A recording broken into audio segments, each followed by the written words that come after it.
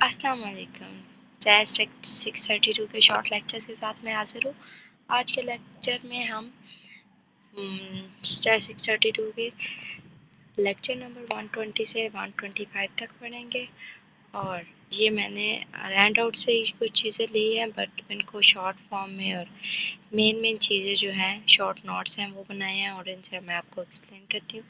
Start करते हैं हम अपना lecture. Ratio estimator in stratified sampling. Ratio estimator stratified sampling में क्या होता है हमारे पास?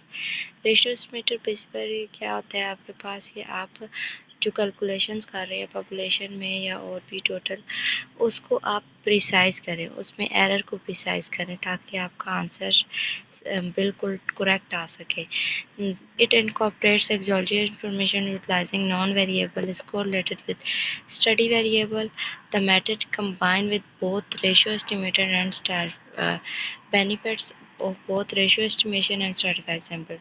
इस मेथड में क्या है, हमारे पास बेनिफिट्स हैं दोनों के, रेशियो एस्टिमेशन के और स्ट्रैटिफाइड सैम्पलिंग के।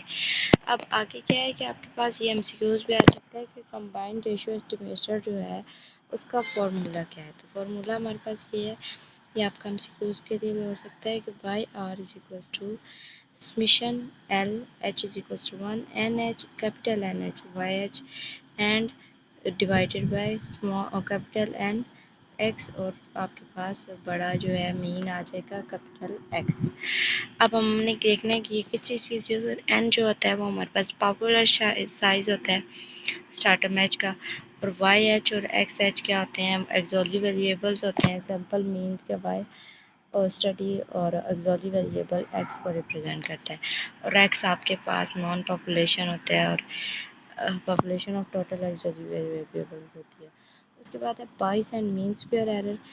आप ये आपका ये भी एमसीक्यूज आता है कि एम एस ई किसको रिप्रेजेंट कर रहा है, या M S E stand for what, तो हम कहेंगे मीन स्क्वायर एरर को। तो bias combine ratio estimator can be express, उसे हम कैसे एक्सप्रेस कर सकते हैं, bias Y R approximately 1/n capital N use करना है। उसके बाद आप देखिए गौर करें, कैपिटल एन एच जो हमारे पास है उसको हम यूज़ करेंगे divided by small N H, और इसके बाद C Y H minus R C X H. अब ये क्या क्या चीज़ है हमारे पास, सी एक्स और वाई हमारे पास जो है कोफिशिएंट ऑफ वेरिएशंस हैं वाई और एक्स की स्टार्टर एक्स में। उसके बाद है R reveal, R is the overall ratio of Y to X, ठीक है।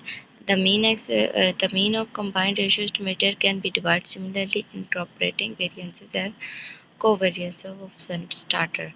ये जो है कंबाइंड रेशियो एस्टिमेटर है हमारे पास। उसके बाद हमारे पास नेक्स्ट टॉपिक जो है वो डबल सैम्पलिंग है। डबल सैम्पलिंग का आपके पास ये एमसीक्यूज भी बहुत आता है कि डबल सैम्पलिंग को और क्या कहते हैं। डबल सैम्पलिंग को बेसिकली टू फेज सैम्पलिंग भी कहते हैं। इसमें क्या होता है हमारे पास, ये 2 स्टेप पे प्रोसीजर इन्वॉल्व होता है। इसमें क्या होता है, एक आपसे लार्ज सैंपल लिया जाता है, उसमें से एक्सोली वेरिएबल्स लिए जाते हैं, देन आपका लार्ज जो सैंपल होता है उसके अंदर से एक छोटा सैंपल लिया जाता है सब सैंपल, और उन दोनों से हम पॉपुलेशन फाइंड आउट करते हैं। उसके बाद the method is useful with N auxiliary information is expensive और difficult to obtain the entire population. ये मेथड बहुत यूज़फुल होता है ताकि हम एक्सोली इंफॉर्मेशन जो है उसको ऑब्टेन कर सकते हैं एंटायर पॉपुलेशन से। ये प्रोसीजर कितने 2 फेजेस पे होता है, इसीलिए इसे 2 फेज या डबल सैंपल कहते हैं। फर्स्ट फेज़ क्या होता है, उसमें हम क्या कहते हैं, एक लार्ज नंबर का सैंपल लेते हैं n1 जैसे कि selected and measure the auxiliary variables, और उसमें से एक्सोली वेरिएबल मेजर करते हैं।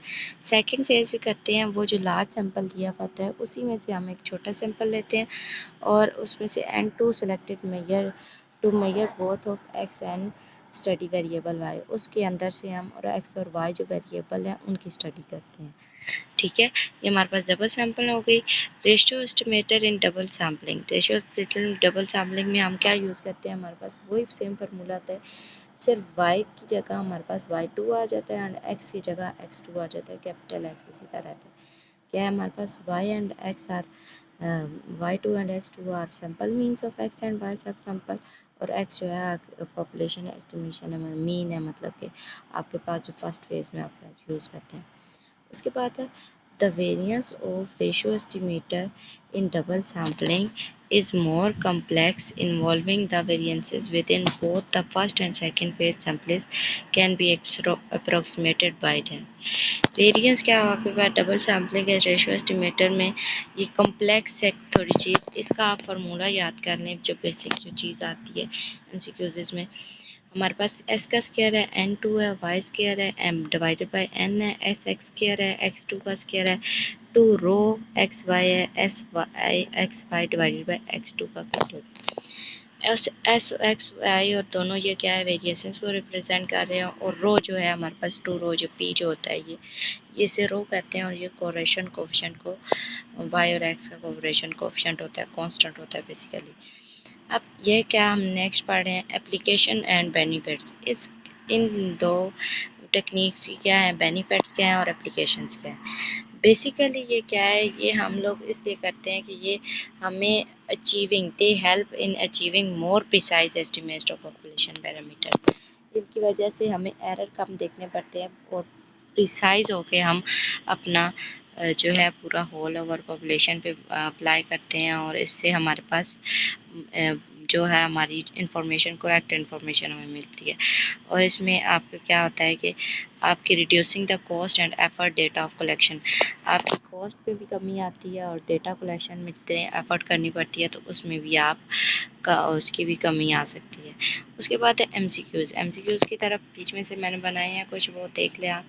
विच of the following is the formula of combined ratio estimator. अभी ऊपर पड़ा है हमारे पास क्या रेशियो एस्टिमेटर का फार्मूला है, जिसमें capital N H Y H divided by capital N H X H, और साथ में हमारे पास कैपिटल एक्स है जो कि पॉपुलेशन मीन को रिप्रेजेंट कर रहा होता है। ये हमारे पास आंसर भी करेक्ट है। उसके बाद है what does N H represent in combined ratio estimator formula. N H किसको रिप्रेजेंट करता है रेशियो एस्टिमेटर फार्मूला में, the population of stratum H, population size of stratum H, ठीक है, पॉपुलेशन साइज को रिप्रेजेंट करता है कैपिटल एन। उसके बाद है the bias combined ratio estimator can be express formula. हमारे पास बाइस रेशियो एस्टिमेटर का कौन सा है, cap one divided by capital N, N capital N H divided by small H C Y H और आर सी एक्स एच। उसके बाद है हमारे पास the formula of combined ratio estimator, what does X represent. Combined ratio estimator में formula जो है उसमें एक्स किस चीज़ को रिप्रेजेंट करता है, एक्स हमारे पास नॉन पॉपुलेशन होती है, टोटल एक्चुअली वेरिएबल्स जो पॉपुलेशन की जो मीन होता है उसको रिप्रेजेंट करता है, ठीक है। उसके बाद है डबल सैम्पलिंग। डबल सैम्पलिंग में को आप क्या कहते हैं, टू फेज सैम्पलिंग भी कहते हैं। और इसके बाद है double sampling what happens during the first phase. First phase में क्या करते हैं, फर्स्ट फेज में सिंपल लार्ज सैंपल जो होता है उसमें से एक्सोलियरी वेरिएबल को कलेक्ट करते हैं, ठीक है। A large sample is option B correct है, large sample is selected to measure auxiliary variables. उसके बाद है हमारे पास, और हम फेज़ टू में क्या करते हैं, फेज़ टू में आप ये कर सकते हैं कि आप उन्होंने पूछा कि फेज़ टू में क्या होता है, तो उसमें सब सैंपल सेलेक्ट करते हैं to measure the study variable, ठीक है, स्टडी वेरिएबल को करने के लिए। उसके बाद है हमारे पास the ratio estimator for double sampling is given. Double sampling का रेशियो एस्टिमेटर हम कैसे गिवन है, हमारे पास क्या फार्मूला है, Y R D is equal to Y to X large capital X divided by X two. ये हमारे पास आ गया इसका। Which of the following expression